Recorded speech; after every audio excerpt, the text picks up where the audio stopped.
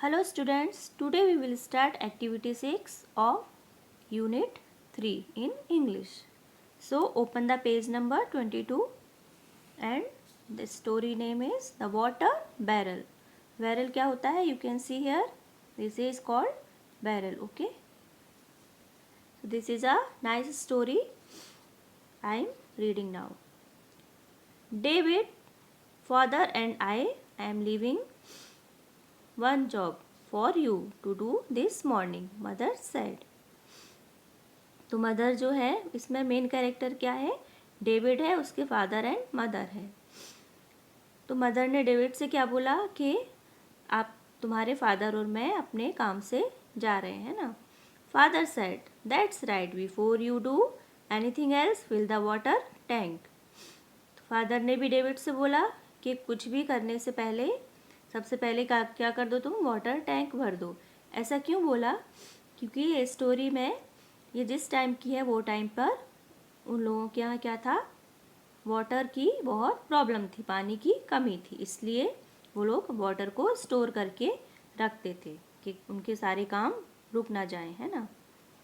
What I wanted to go to the pasture. Pasture क्या होता है? जहाँ पर हमारे काऊ और बफेलोस रहते हैं ना, वहाँ उसको पास्चर कहते हैं, हमारे पेट एनिमल्स जो होते हैं. To help it with the animals David complain. तो डेविड ने क्या बोला कि मुझे तो पास्चर जाना था. पीट क्या है? उनका एक असिस्टेंट है, हेल्पर है, उसकी हेल्प करने के लिए. No said mother firmly. Firmly मतलब कॉन्फिडेंटली, है ना. मदर ने बोला bring up the water first और it may not get done. कि क्या करना है तुम्हें? सबसे पहले पानी लाना है. Father added, boy, you will be in hot water if you don't get your work done. And with that, they drove away.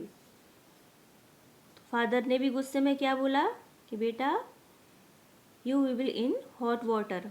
यहाँ हॉट वाटर का मतलब ये नहीं कि उसको वो गर्म पानी में डाल देंगे.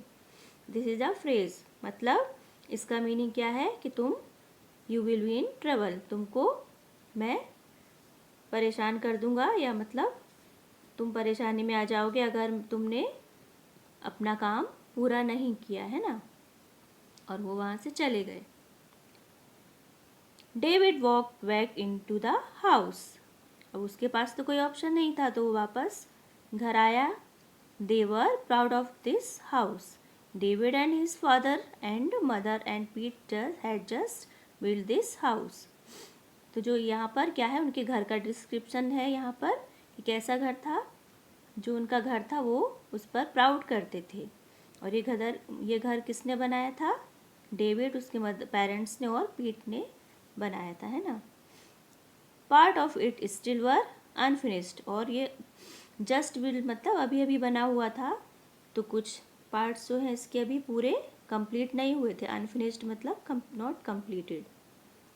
Letter they would dig a well, but right now all the water had to be carried from the river and it was David's job to fill the large water barrel. उन्होंने सोचा था कि पानी की कमी जो है तो उसके लिए बाद में वो क्या कर लेंगे, एक वेल मतलब कुआं खोदेंगे. लेकिन अभी तो उनके पास वो ऑप्शन नहीं था, तो रिवर से पानी लाते थे. और ये डेविड को ये काम दिया गया था कि उसको वाटर बैरल जो दिख रहा है इसको पूरा भरना है, फिल करना है. So come to the page number 23. The family could then draw water from a spigot at the bottom of the barrel.